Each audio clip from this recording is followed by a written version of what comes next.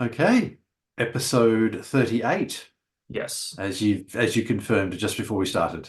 Because yes, I absolutely. think Yeah. I was one off. Yes, I guessed it was Mhm. 37 or something. So Yeah. uh well, a week later than originally planned. Apologies, Hmm.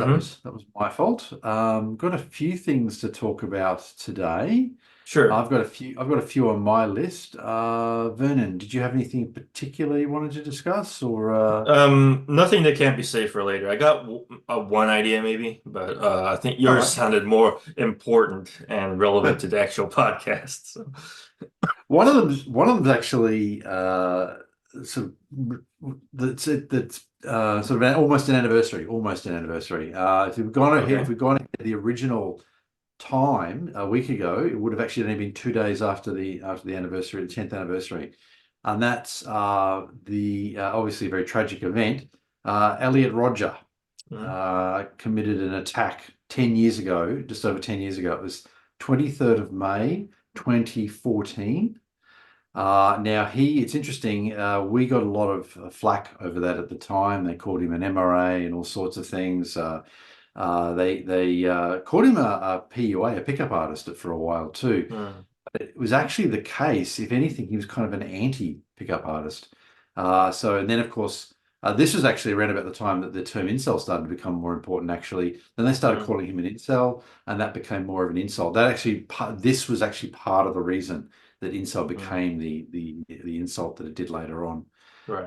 But what's really interesting is that Elliot Rodger was called very. I said there was attacks against a voice for men and so forth. They called him a misogynistic killer. In actual fact, four of the six people who died were men, and we had this situation where he was actually quite anti PUA. Was apparently on some anti-PUA blogs at the time and so forth. So anyway, I was just looking through and working out what we were going to chat about today, and I decided to check the timeline, and I realized it was just over 10 years ago that awful attack happened. Mhm. Right. I mean, I stepped into the movement without knowing a thing about him, so I don't even I'm not even well versed in what all happened. Exactly. So I know, but I know that this is something that they like to, by they, I mean anti-MRAs types, uh, basically kind of gravitate Absolutely. onto. See, this is you. Of course, it's Yeah. not. Over the years, the name has been brought up a few times. I thought it was there was actually some parallel with the attack in Sydney with Joel Corchi a little bit, at least insofar as the response to it. Okay. Because as I said, with Elliot Rodger, they called it a misogynistic attack, even though most of the people who died were actually men. In the case of Joel Corchi, they very quickly claimed that he was attacking women, and a month later, the Queensland Police Service, the responsible police service there, is investigating, admitted that there really wasn't the strong basis necessarily for claiming that, and internally there are differing opinions on it. So I felt. Maybe with the case of Joel Corchi, maybe they end up concluding that's the case. But I thought it was a bit out of order, as I'd said previously, that within hours of the attack they were making this pronouncement. It was just too soon to make any sort of pronouncement like that. They needed Mm. to investigate, and then if they want to draw a conclusion and make a case for that, when they finally concluded investigating, fine. But it was just too soon. But anyway, there is a parallel there with Elliot Rodger, where again they were very quick to jump on this as talking about violence against women. Right.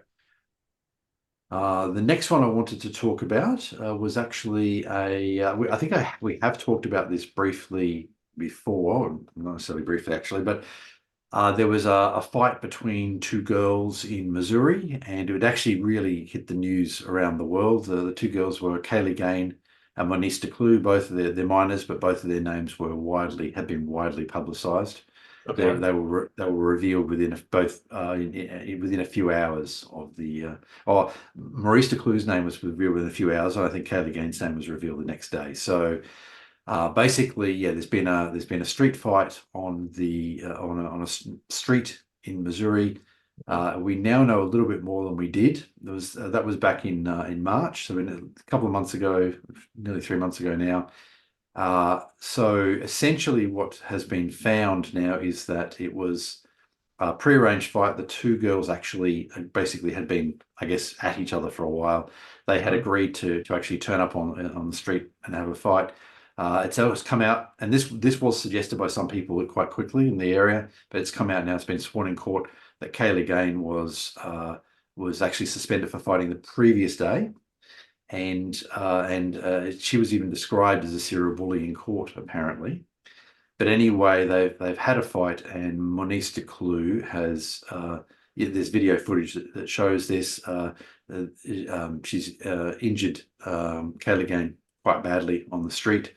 Gain has been in hospital for an extended period of time, and it's apparently it took her 2 months before she walked again. There was quite severe brain damage there. So, but as a result of these updates that are in court, there was some question about whether Maurice Declue was going to be tried as an adult. And they've decided not to, as a result of the evidence that was given by various adults associated with the school that said Maurice Declue is actually a good student. She was actually on the honor roll, which is something, again, was something that was reported early. And then, of course, we have the allegations relating to Kaylee Gain having been in a fight previously and so forth. So, Sure. yeah. So, but it is interesting how it does. Firstly, how the situation can be quite different than initially appears, because Maurice Declue is quite a bit larger than Kaylee Gain, and of course had a weight and strength advantage over her, and Kaylee Gain was quite badly injured. But it is interesting to show how the situation, when we learn more, there's more to it than first appeared. But also, too, I did want to highlight here, this is an example of two girls fighting on the street. I mean, I think it seems to me there's, in my view, there's probably fault on both sides there. But the thing is, we hear a lot about how violent men are and so forth. I don't believe that men are intrinsically more violent than women. I believe that when men are violent, they can do more damage than women. But certainly, I mean, if you look at people being violent, I mean, if you think about the last time you actually saw someone being violent to someone else, chances are it's actually a woman. There are a lot of women who will engage in low-level violence, and obviously they won't do as much damage, and they know they won't do as much damage. Men tend to be a lot more cautious about it, I suspect, because if they do provoke violence, they know it's much more dangerous if they do bring that into a confrontation. But yeah, so I just think it's a very unfortunate situation, obviously. And Kaylee Gain, they're both minors. Kaylee Gain's got severe brain damage and took her 2 months to walk, and I think she's having to even learn to talk again and so forth. I think you can't sort of say one side's at fault or the other. In my view, there's probably faults on both sides there. But it's an unfortunate situation, but it does highlight, unfortunately, and particularly increasingly, I think, how we are seeing the violence with young girls. I think that perhaps they were a little more constrained in the past, but lately it does seem like, I'm not offering any hard data there, it does seem like there's quite a bit of violence there, unfortunately. Why was this highlighted in particular? Why are we knowing about this sort of thing now? The severity of the attack, So there are videos online in which you can see Kaylee Gain being thrown against a concrete road, and that's what having her head repeatedly struck against the concrete road, and it caused, as I said, quite severe brain damage. So the level of the severity of the attack, I think, is really what has probably shocked people. There are no doubt attacks like that fairly often. Fights like that, all around the world, but the fact that that much damage was done. But Maurice Declue is still in custody, as I understand it, even though they've decided not to try her as an adult. I believe they are still keeping her in custody, so there will be a trial. All right, that's very interesting. Yeah. But very unfortunate situation all around. But it does highlight, unfortunately, the fact that the girls can be just as physically violent. We tend to hear about women being more relationally engaging more relational aggression and so forth. And that's certainly true, but there's still the potential there for physical violence. We're kind of reaching a point that we can't say women are not violent without cracking up. We can't say that with a straight face. Exactly. And anybody that is really fooled. Yeah, it's a human failing, unfortunately, and I suppose you could argue that we dominated the planet at least partly because we were violent or have the capacity for violence and organized violence and so forth. But yes, the idea that women aren't violent and men are, it just doesn't stack up. Right. Yeah. Right. Next one I've got is a little bit of a lighter topic and not one that I really pay a huge amount of attention to, as I'll get to. All right. Uh, Movies. We've had another box office bomb, Furiosa, I believe. I don't know if you've seen it or read much about it. No, no. One thing about me is it's rare that I see new movies anymore. I think the last movie my wife and I saw was the latest Sonic movie, and Right. it was all right. It was pretty good, but not without its own problems. But more to your point, yeah, I try not to pay attention too much, but I know what Furiosa is. I know that it is a Mad Max sequel. I haven't seen any of the Mad Maxes, so I'm not the authority on that. But go on. Yeah, so I'm actually the same. I actually decided, I think we have mentioned in a previous episode, but I decided quite a long time ago, about 25 years ago, that Hollywood was just turning out trash by and large. And until we stopped going and seeing movies, they weren't going to change their ways. So I pretty much stopped going to see movies somewhere around 99 or 2000. Hmm. Since then, I've seen very few movies. I've seen Wreck-It Ralph, I saw District 9, and I've seen Oppenheimer, and I can't remember any others that I've seen since then. So Oppenheimer was excellent. And I think, yeah, guess District 9 would have been the previous one. So essentially, yes, I've walked away from movies and encourage others to do so. I think that for a long time, people kept going. I guess they wanted to go to the movies, but it seems like things have got so bad now and so woke now that it seems like even the mainstream is turning away from the movies, and they keep bombing. A large number of them keep bombing. Right. So yeah, if Hollywood implodes, you won't see a tear in my eye. Well, yeah, Maybe sure. It's long overdue, honestly. exactly. There are Yeah. plenty of great independent movies being made out there that are absolutely fabulous. A lot of the time you'll find them on YouTube, certainly short movies, but sometimes you'll even find full-length movies just freely available. There's Right. plenty of talent out there. It's just they're not getting an opportunity. Yeah. Yeah. I mean, it's really interesting to see how the trend the political mindset of actors from Hollywood kind of go more and more towards the Democrat side because it didn't used to be like this.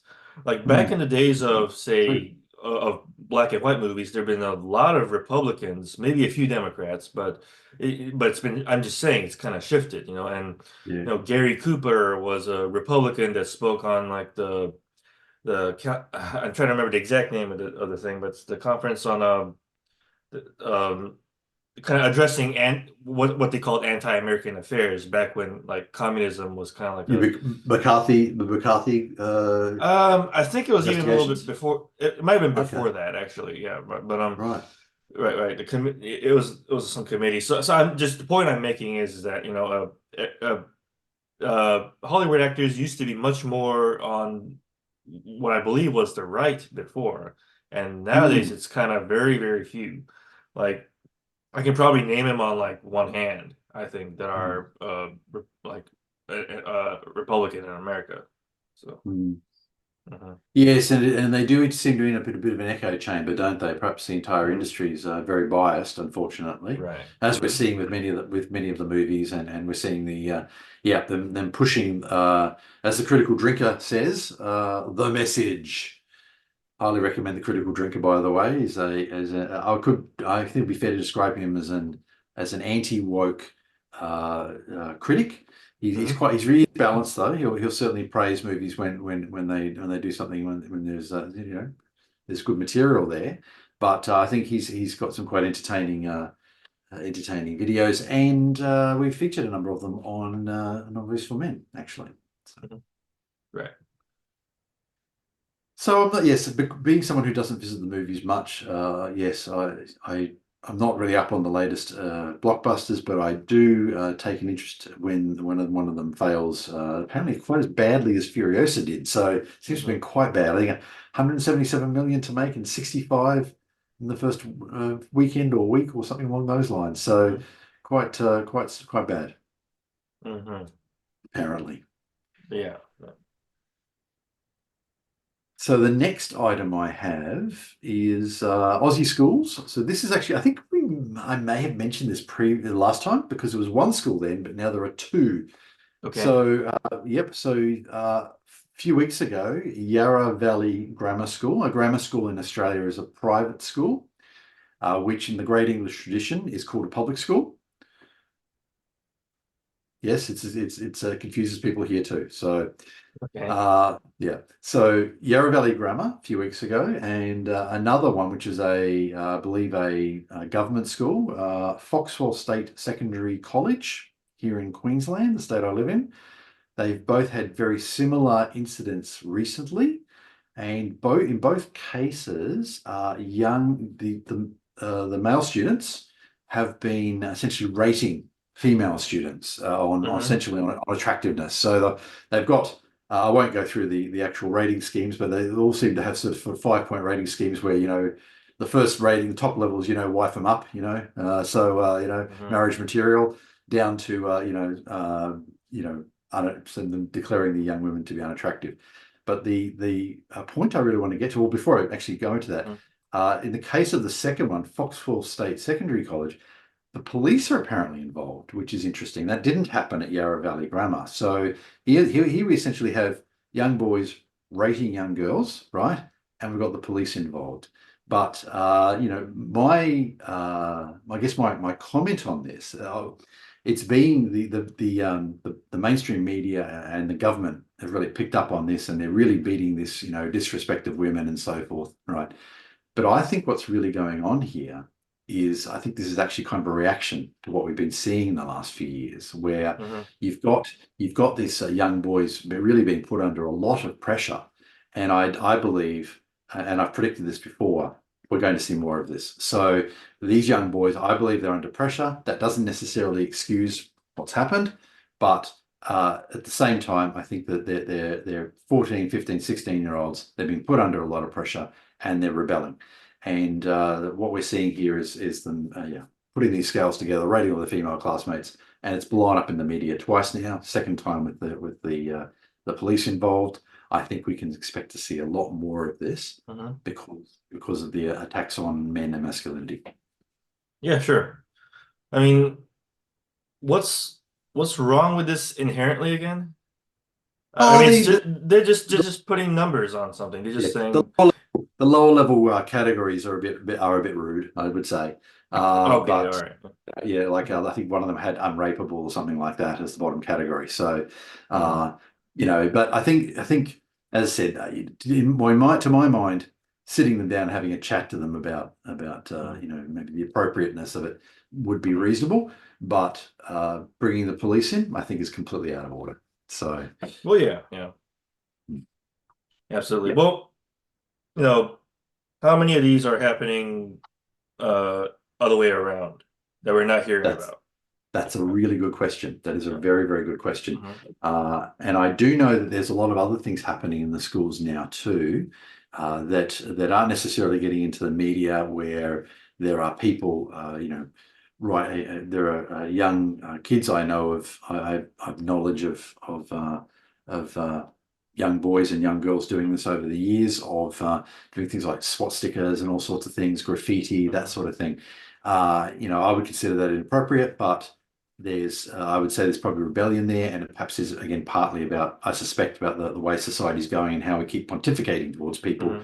and telling people we're looking sort of looking down our noses at others, and telling them how to act. And I suspect we'll see more of this. Right. Yeah. I mean, we gotta understand, like, we can't just say that they are absolutely morally sincere when they would draw something like that, Yeah. especially when we know that the uh, the kind of stage in their life and the circumstances that are surrounding that are really unfortunate, basically make this kind of like some kind of a reaction to pressure, like you said, like there's been a lot Mm. of pressure, Yeah. kind of like kind of boiling point, sort of. Yeah. It's very kind of, how do I put it? I'm trying to look for the right word here, but it's Mm. not cold and calculated. It's fervent. Yes. It's right. Yes, exactly. And teenagers are naturally rebellious anyway because they're finding themselves in the world, they're finding their place in the world and so forth. Yeah, so teenagers are naturally rebellious. You put them together in this sort of environment, and I think I'm not really surprised that we're seeing this, and I think we can see more, we can expect to see more of it, unfortunately. Yep. Right. Yeah. I just hope when they get older, that they yeah, I'm trying to sort of explain what I mean. I'm concerned that that may, and this is something I've been concerned about for a while. They may end up harboring anger about the way they've been treated, and that could be damaging to society if enough people are harboring that anger. In fact, one of the things I've been trying to do over these last sort of 10, 11 years I've been involved is try to diffuse the situation so that anger and reduce the misandry in society so that anger doesn't develop. Because I am quite concerned that lots of young men well, we know they recognise the misandry in society, and as they get older, they may. I mean, I think a lot of them will harbour anger over it, and that could result in them not achieving their potential, for example. So yeah. So I am concerned about that, and but hopefully this is just teenage behaviour, and of course. There's the aspect that they probably don't really understand Nazism, for example, that much in the case of the Nazi graffiti. Right. Yeah. They probably do to some extent, but yeah, perhaps not the depth of it as well. Right. Exactly. I mean, a lot of them don't even know the right way to do it. It's like because there's swastikas and then there's sawastikas, which are the other way around. Yep. Right. But they will mix it up and like the direction and everything like that. Yeah. Speaking of, it's like I think some people kind of freak out when they actually see such a symbol when they're looking at any given Asian map, because it's actually an indicator of like an actual like a religious point. It has nothing to do with the Nazis at all. So that's exactly right. And in fact, I was going to say that's right. Exactly in Hinduism, the symbol, the swastika, of course, is something that's quite common. And I actually saw a number of swastikas while I was in India. Yeah, so it's got a completely different cultural context. Right. Exactly. Yeah. Yes. Mm-hmm. So the next one I wanted to talk about is conscription in the UK. So this is interesting. This is something that's come up only in the last week or so. The British Prime Minister is, of course, going into an election. And if they win, they're looking at re-implementing some form of conscription in the UK.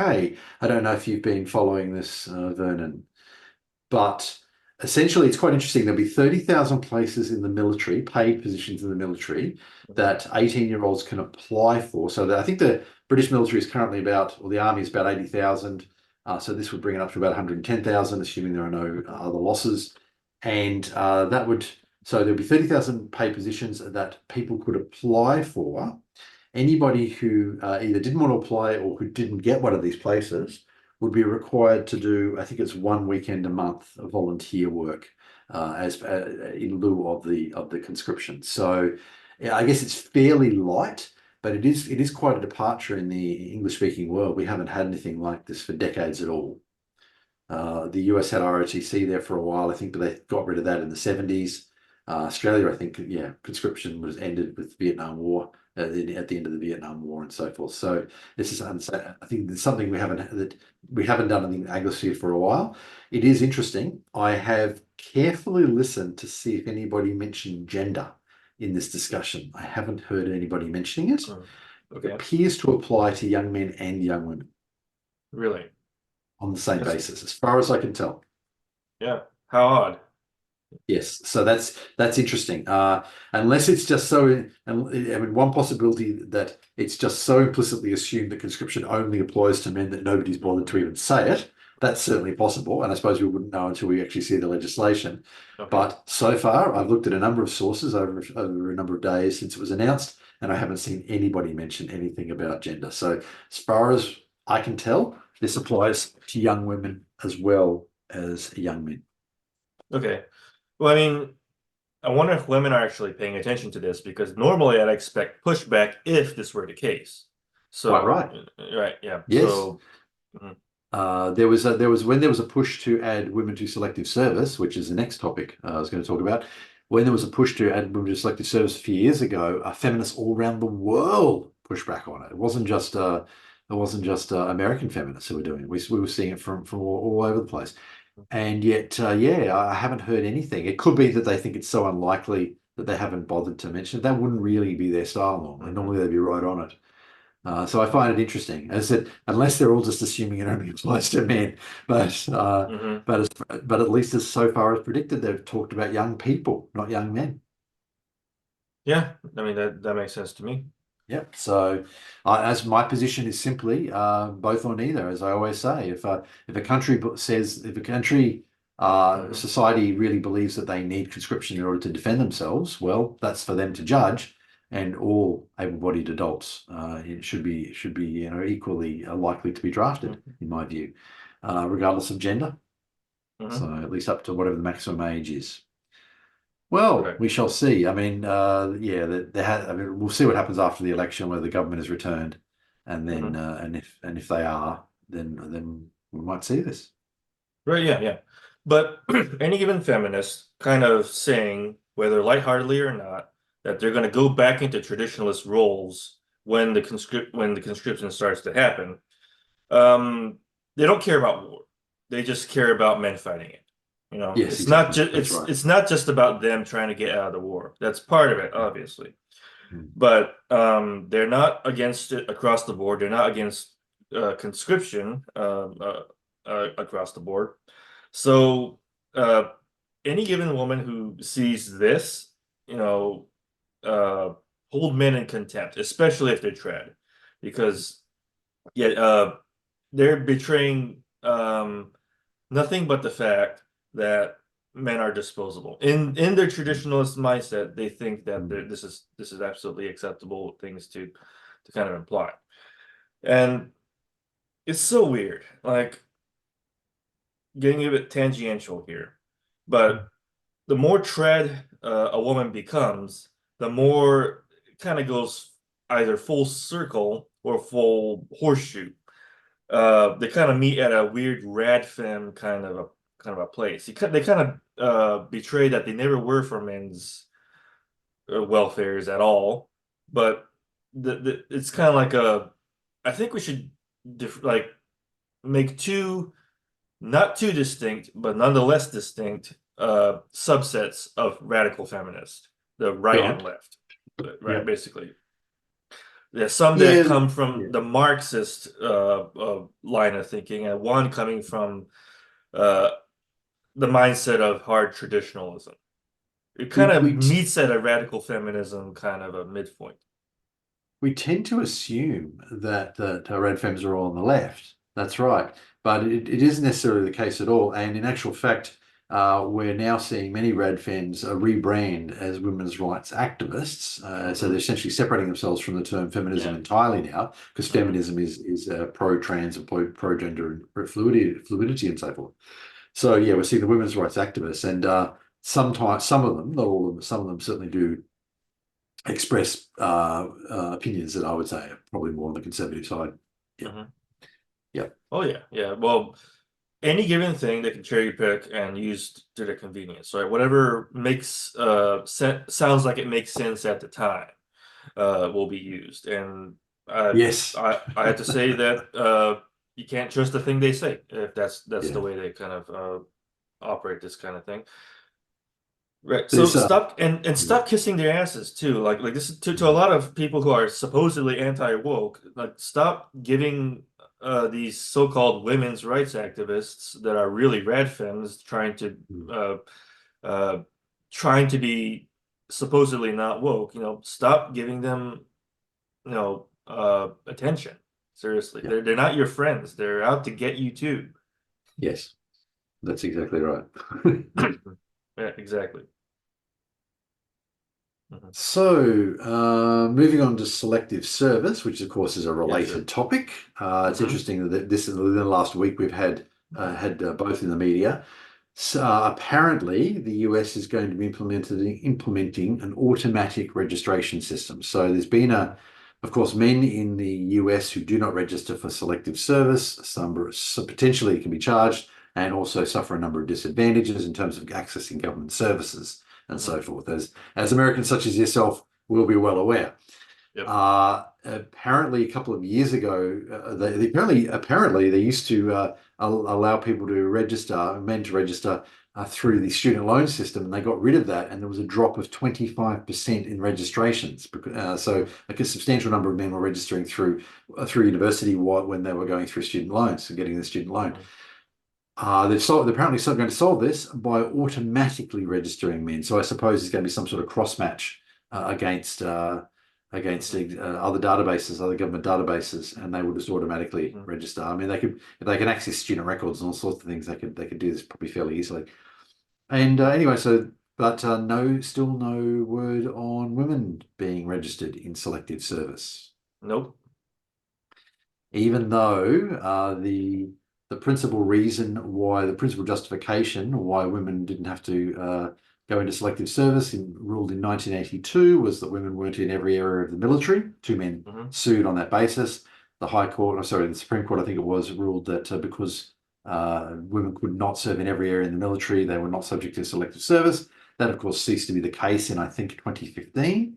Now, women now can serve in every area in the military. Therefore, the 1982 ruling would be moot, and therefore women should be registered for selective service. 9 years later, and we're still waiting.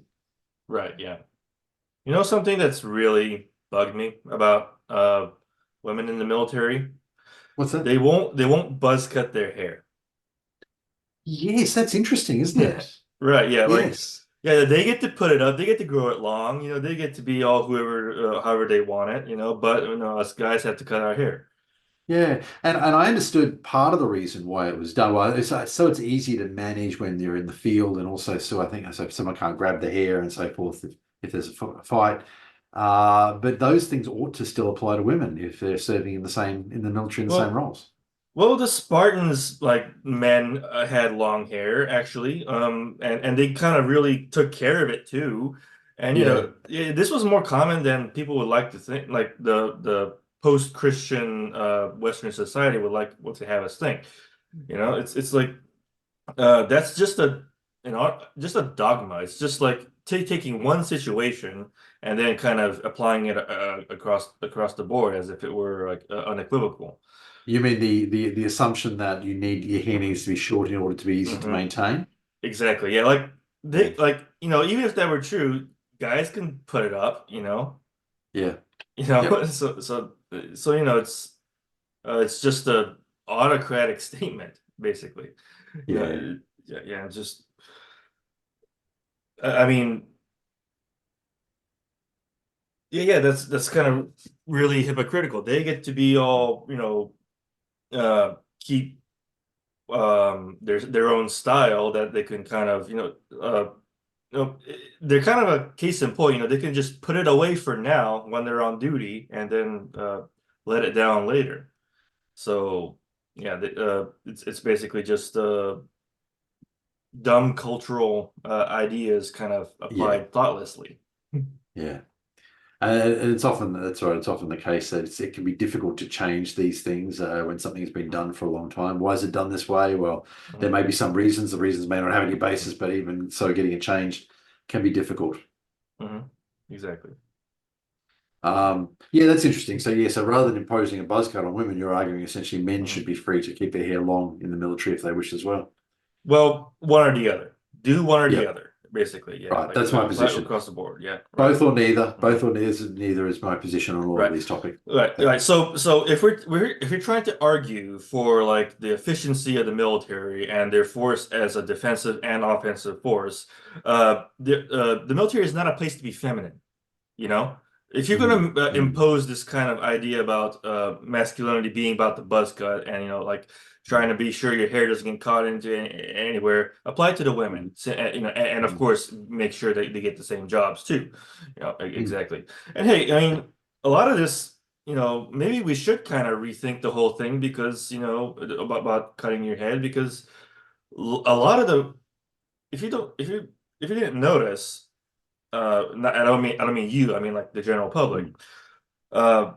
A lot of the war is kind of like removed from combatant to combatant. You know, like back in the day, at least, you Mhm. know, Mm. we were like war meant more being in each other's faces, Mm. and the more modern war becomes, the more distant we are from each other because we can shoot farther and more efficiently, and we could uh, launch more technological attacks. Mm. And so we're kind of crossing over into like the office work aspect of actual military combat. So there isn't a ton we need to really do about the hair, honestly. I'm just kind of just Or making the point it that, could, you know, or it you could kind of be get what I based on mean, role. right? Yeah. Yeah, it could be based on a role too. So if someone's working with artillery Mhm. pieces or something, and maybe Yeah. getting a hair caught in it is actually a risk, maybe hmm they have to cut their hair short. Yeah. hmm And of True. course, it Yeah. would be, and of course, that is very easy to apply. If the person finds themselves, sent to Mhm. such a unit, you can remove their hair, in a minute, in a matter of minutes, and have them ready Exactly. for Yeah. duty. So, yeah, Yeah. Just carry some knives and just take care of it. You know. yeah, Right. Yeah. yeah. If it really is necessary, it can be done very Yeah. quickly. That's right. Right. Yeah. Yes. Yeah. And maybe they'll end up with something like that. I hope so. I just, as like yourself, I would hmm really just like to see one rule for all. hmm And of course, this is True. a Yeah. point I reiterate. Yeah, whenever this comes up, I do reiterate this point. There's a difference between women serving in the military and women serving in combat. Some people I know, even within men's rights, don't like the idea of women in combat because they believe there are risks associated with that. And there's hmm certainly some evidence to suggest that male soldiers tend to be more protective of female soldiers in combat. Yeah. Uh, but nevertheless, serving in the military is not the same thing as serving in combat because the vast majority of roles in a modern military are non-combat roles. So there are all sorts of roles. Even if someone wanted to argue against women being in combat, that alone would not justify not drafting women. Exactly. Yeah. Yeah, and Yeah. as I've mentioned before, and I know I mentioned this example a lot. Israel is a really good example. A lot of people, it's pretty much universally known that Israel drafts women. Israel does not draft women on the same basis that it drafts men. And in actual fact, very few women serve in combat. Men can be in Israel can be forced into combat against their will. Women can't. And even those who do volunteer for combat are assigned to units where the likelihood of a direct confrontation with the enemy is relatively low. They're Right. essentially border patrol units rather than frontline infantry combat units. So, hmm I think Israel's faced this, and they've made that decision. I think at least partly it's because, and I've said this before, that if they started seeing a lot of female casualties in combat, it would be untenable politically, I suspect, for them. hmm And as a result, they have themselves set up essentially to avoid women suffering significant casualties in combat. Right. Yeah. Exactly. Sure. So those are all the items that I had uh, for this episode. All And there were right. quite a few. Yeah. I actually got one. Yeah. All right. So, do you know who Takeru Kobayashi is? No, go on. Maybe I've forgotten the name. Japanese competitive eater. And he's this No. past this past week he's well known for the Nathan's hot dog eating contest. Okay. Right, yeah. And the American champion is someone named Joey Chestnut, and Japan is Takeru Kobayashi. He's like the most one of the most famous ones, and he's decided to retire. Yeah. Uh, because competitive eating, having done this so efficiently this whole time, it was Yes. finally kind of starting to take an actual toll on him. Right. Right. So he's kind of like kind of trying to back off from that career aspect. He's Mm. retiring Mm. from that. I kind of wanted to point this out also. That ever noticed that competitive eaters are so slim?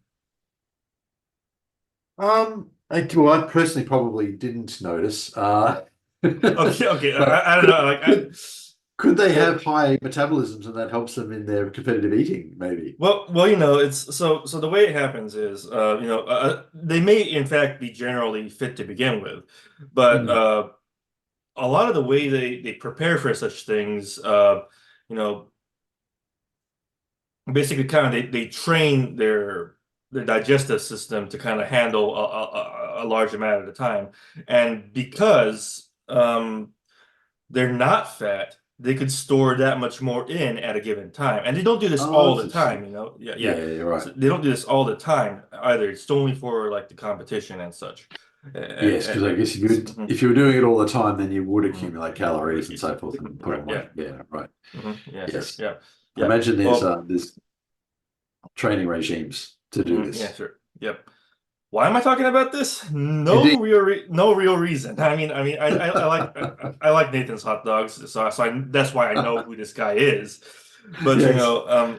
but I'm just saying, it's like, eating a lot. It's just like there's a false correlation. Like just because you're fat doesn't mean you're necessarily uh, having the same sort of eating habits. And there's a Oh difference no. between Mm. binge drinking and such. And these are hot dogs. They're not exactly what you call health foods, but right. I'm just saying this kind of like it's funny. Like most, successful competitive eaters are otherwise on the fit side. It looks like, you don't really see, because there's a difference between this I and, think that would make sense. Yeah. right, yeah, yeah, Yeah. Higher metabolism, and you'd want to make your metabolism. You'd want to be burning energy, I would imagine. right, yeah, Yeah, it's interesting. yeah, Although it might be sure. more about storing a certain amount of food. How long is the competition for? 30 minutes or 60 minutes or? I'm sure it's something like that, and there's always like techniques to kind of get them down faster, Yes. Yeah, Yes. so yeah, Because you wouldn't have much of an opportunity to digest anything during the competition. So you're pretty much storing the entire quantity mhm. of food in your stomach in one go. Right, yeah, right. And another aspect to like eating and fitness, you know, sumo wrestlers are supposed to pack on like high caloric foods all the Yes. time, but Yes. they're not worse for wear in terms of muscle. They always train their muscles Right. in just a very specific way for their specific kind of a fight. Yeah, Do they have a lot so of health problems though, carrying all that weight over many years? I I mean, do mean, sumo wrestlers have statistically likely to have, heart disease or? there are long-term effects, again, in the long term, but Yeah. but they're still, just because they're fat, they're heavy and fat, doesn't mean they won't pulverize you, if Oh, sure. necessary. Yeah. Right, right, yeah, Yes. Yeah. exactly. Which is kind Yeah. of, I'm just, it's really, really different. Like our idea of obesity here in this Western world is due to kind of sedentary lifestyle, and Mm. maybe too much of a bad health, bad, eating habit. It's Mm. just, these things come in weird shapes and sizes, like. Mm. Mhm. So I didn't really have a point in making this. I just, it's news to me, so I figured I'd speak about it. So No, fair enough. Yes. And I guess I've seen a few competitions like that on TV, but I never paid much attention to them. Uh, but it's interesting. Yeah. So during this is specifically a hot dog company doing this. So they have like, yep, they have mhm. people all around the world who are competing just eating the hot dogs. Right, yeah, absolutely. And then there's been like Crystal Burgers, they're kind of like White Castles except for the South. And there's all kinds of competitions. Like obviously, it's not a new phenomenon. There's been pie eating contests before. It's funny that eating is such a competition. And Yeah. Yeah. but not completely out of this world either. I mean, it kind of makes sense as to why it exists, I think. Yeah. Yeah. No, it's fair. It's fair enough. I mean, people compete over all sorts of things. Mhm. So I guess if you want to throw that topic in, I've got one that's something I've Okay. been okay.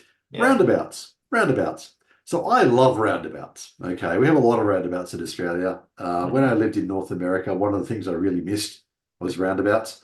I was actually in Florida, as you know, for a little while. Of Florida course, there are has a few. roundabouts. Yeah.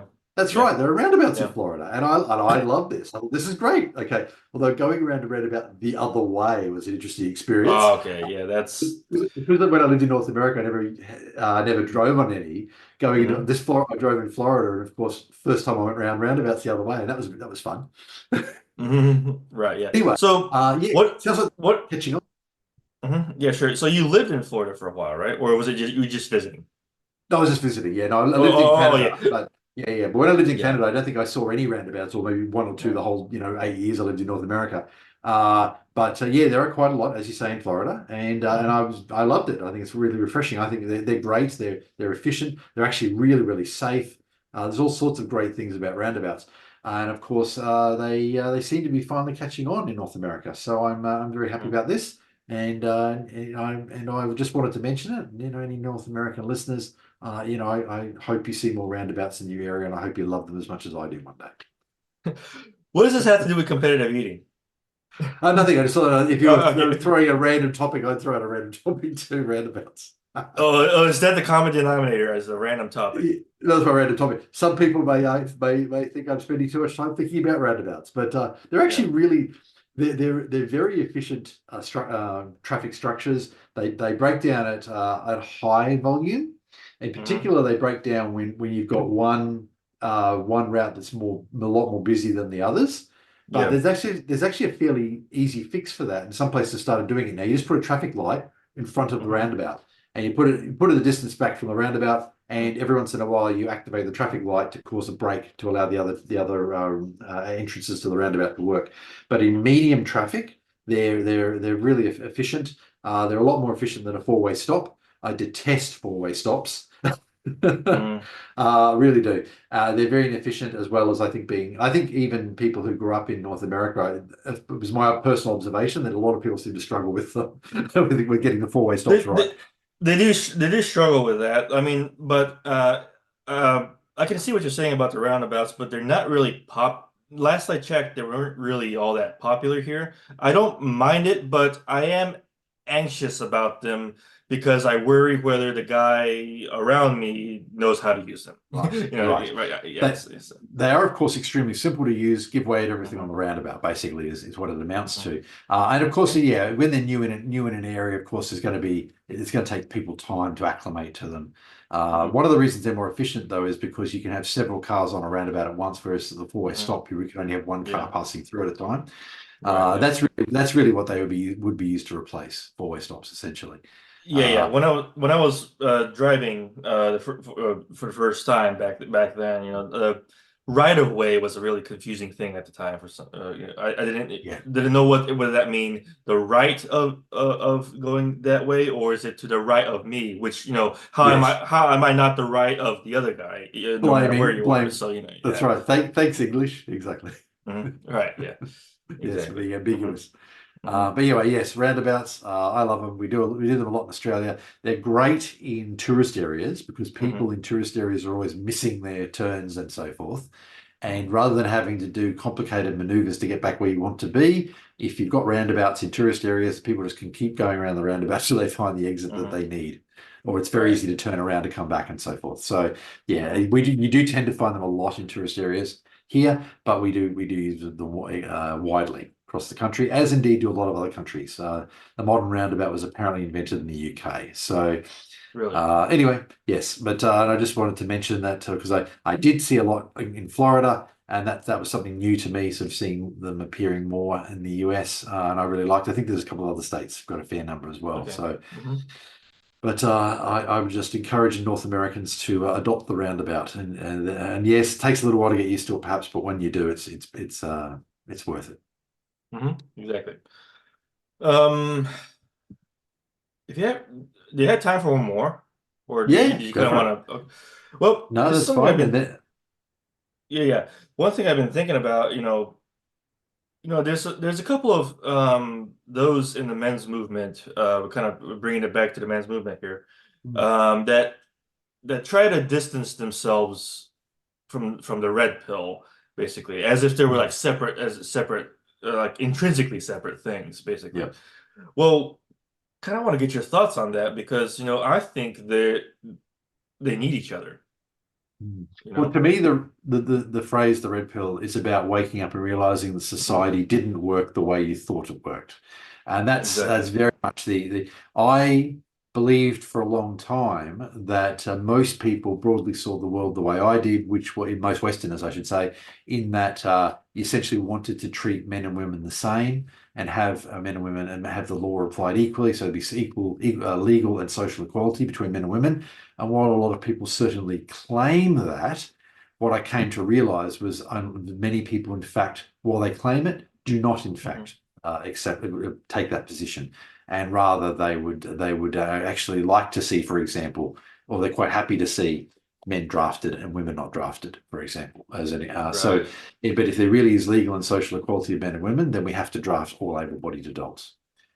Right, right. Yeah, so Mhm. to me, the red pill is about waking up, and I think it's a fairly mainstream view. The red pill is about waking up and realizing the world does not work the way you expected. Of course that the imagery in the Matrix, the movie. Yeah, exactly. So when you're saying it's a mainstream view, you're saying that people by and large know that this is what this is all about and are just lying to your faces when they say they're anti-red pill.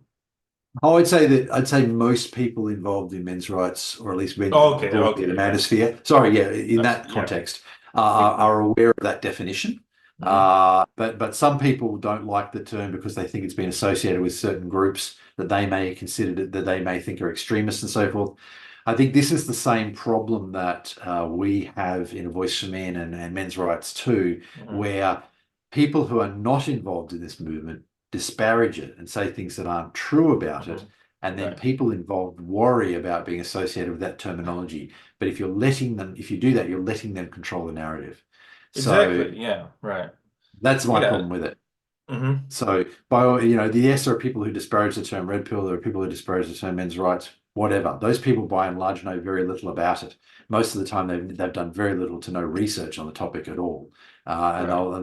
they'll make all sorts of wild claims that aren't true. So Hmm. my view is don't worry about those people and use that terminology. I've said before the men's rights terminology has been a very effective terminology for us to use. Yeah, yeah, it's rather objective, honestly. Mm. Yeah, Right. I think Yeah. so. Yeah, Yeah. sure. Yeah. And let me say something. Like to those people Mm. who say that the red pill is about fearing women, Mm. it's actually the opposite. It's about standing up to women, Mm. basically. Yeah, yeah, which requires, the discarding that fear or at least kind of overcoming it. Because yes, I do see that there's a lot gynocentric society, whether feminist or not, has fear of women as its intrinsic quality. Basically kind of, trying to step on eggs, walk over eggshells to kind of approach them or something like that. Or thinking that any kind of rejection from women is kind of like this mortal existential crisis or something. And Yeah. so they would kind of act accordingly and get all shifty and so forth. But, red pill is the closest thing to meeting women on equal terms as you can get, Yes. as Yes, far as exactly. that's the red pill. And no, no, That's this exactly is what it's about. right. This is what you need to kind Mm. of throw into those trad dumbasses Mm. when they say that the red pill is about misogyny. No, like No. we're this is about being equal. Well, then again, like trads aren't actually for men and women being treated equal in any way whatsoever. They want to be like the precious protected class, the eternal princesses. Um, but yeah, I mean, this is not, how is this hate? I mean, if treating you fairly is hate, then fuck off, we gotta push back harder on this one. If we treat people equally regardless of their gender, then we must be excluding both misogyny and misandry intrinsically because we're Hmm. treating people the same. In Yeah. fact, so what we're doing is anti-misogynist in many ways Hmm. because we're treating women as we Right. would treat men. Yeah, Exactly. and Yeah. vice versa. So, yeah, sure. So, yeah, let's bring this refined actual definition of red pill right to their faces. Let's Mhm. show it to the Sydney Watsons, the Lauren Chens, and the Michaela Petersons, is probably running her father's Twitter account. But yeah, like we gotta. I think the red pill needs a more well-deserved defense at this point. Like some Mm. people in our own, certain people in our movement, you know who you are kind of doing their best to distance it, kind of name dropping Andrew Tate and so forth. Like nobody cares about Andrew Tate, like No, yes, because like I don't even know, what he sounds like. So no. I, I mean, no, yeah, yeah. mhm, mhm. It's No, not a well, point to be freaking out about. yeah, let's do something on the Voice for Men then, and offer a better definition. I can't recall what definition I've got on Wiki for Men or Voice for Men right now, or whether I've put an explicit definition up for red pill. I'm pretty sure there is not one on Voice for Men We for the should red pill. dedicate There is one an for actual that's a right. direct page for it. Sure, let's do that. Like what's the red pill? Click on this link. Yes, And absolutely. better, yeah, sure. And That how is that can go. Go on. how is the Wiki for Men article on this one? There is a red pill article, isn't there? There is. I'm not happy with it though. No. Okay, So well, yeah. that's partly my own fault because I put both the red pill and the blue pill on the same article, and I kind of decided that was not something about 6 months ago. I was sort of looking at it, thinking, yeah, I actually am not happy with that, Yeah, and I let's want not to go do back. that. But Yeah. I've had so much going on, I haven't got back to fix it. So yes, I think that's something. In fact, I would like to see a whole series. I mean, there are terms like purple pill and black pill as well that need Yeah, to be right. defined. We understand what they mean. A lot of people don't. And I would think that that we could have articles on Wiki for Men as well. So I think there is a black pill article actually, but nevertheless, I think this is something that these articles do need to be fixed. Yeah, Exactly. Yeah. yeah. Yeah, like I am a bit bothered by extraneous pills. It's like because we're trying to it's almost like we're playing the woke game of Yeah. more than one sex, more than one gender, Well, because the term purple pill, I guess, is a natural extension of blue and red, and that's what it I means. It means know, a but mixture of blue and red, right? And black pill was essentially invented by the incels. So, yeah. So, from my perspective, we're just documenting that. exactly, Yeah. yeah, yeah, You wouldn't because normally hear yeah, someone in men's rights talking about a black pill. yeah, right. It's funny because the original creators of the Matrix, who have since transitioned into trans women, Correct. they're kind of retroactively saying that that the series has been about the trans movement. But here's the thing: the whole I red was pill, going to blue, mention this. but the red pill, blue pill thing, it's a binary argument. Yes. It's a 0 or a Right. 1. Yes. And You know, another point, that's a very good point, actually. And another point I yeah. wanted to make on that too is that essentially 20 years or something after the movie came out, they actually said, oh, it's actually a reference to transitioning and so forth. And also, too, it's a reference to the contraceptive pill. If nobody noticed in 20 years, then it obviously was so subtle. Even if they really believed that back then, and I personally was dubious about that, it was so subtle that nobody noticed for 20 years and you had to tell us, then it was worthless. It's no sort of Exactly. metaphor or anything. The Right. meaning Yeah. of the red pill, meaning of the red pill in the movie, The Matrix, was very clear. It was Mhm. about waking up and seeing reality. Exactly. It's so these new explanations are so ridiculous. It's like saying Willy Wonka was about AIDS or something. It's like it doesn't make any kind of sense. It's about discrimination against Oompa Loompas. Right. Yeah. Yeah. Yeah. Yeah, so I'm glad you mentioned that aspect because I was actually going to bring that up. Yeah, I think hmm it's a bit silly the retroactive terminology that's been applied. That was an attempt hmm to discredit the red pill as we use it. Yeah. It's Yeah. fundamentally failed. Yeah. Yep. Yeah. It's I was just almost as stupid as if Spock actually had a human sister. Hmm.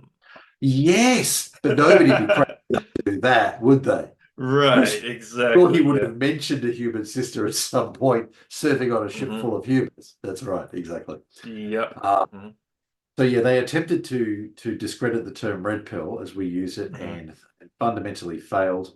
I'd just like to say that the reverse is in the case of the reverse, the term woke, which started out as a term that the woke embraced, and they're now widely rejecting it.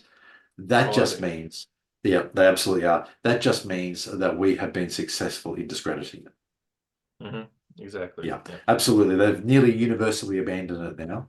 Woke is essentially something anti-woke referred to now. And of course, you'll see people say, or you'll see the woke say something like, "Oh, well, define woke." Well, that is something that is well defined on Wiki for Men. So I would just point them at that definition.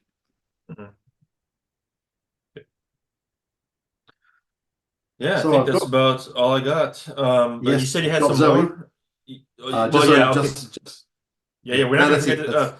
And by the way, Rob, you gotta send me a video of you actually recording the thing recording and doing a video by yourself, that speech, in case we do forget it. Because Right. we could say that we're doing the speech in the episode and then forget it. So yes, so we gotta do it. Right. Exactly. That's right. Yeah. I do put it at the end of my notes. One time I didn't look down to the end of my notes, and of course I didn't see it. So okay, Zoe McClellan. As of June 2024, a warrant is outstanding for the arrest of Zoe McClellan in relation to charges of kidnapping, child stealing, and child custody deprivation. McClellan was reportedly residing in an apartment in River Ridge, Louisiana in April 2021. McClellan has wealthy family in Louisiana and may still be residing there. Prior to disappearing, McClellan was known to use the alias Sarah Chandler. Anyone with any relevant information should contact the Los Angeles County District Attorney's Office. We will continue. We'll continue repeating this message until Zoe McClellan is brought into custody and they can answer the charges against her. What happens then is a matter for the courts, but she needs to answer the charges. All right. Thanks, Rob. 2 weeks. Thank you very much. Yes. See you then. Bye-bye. See you.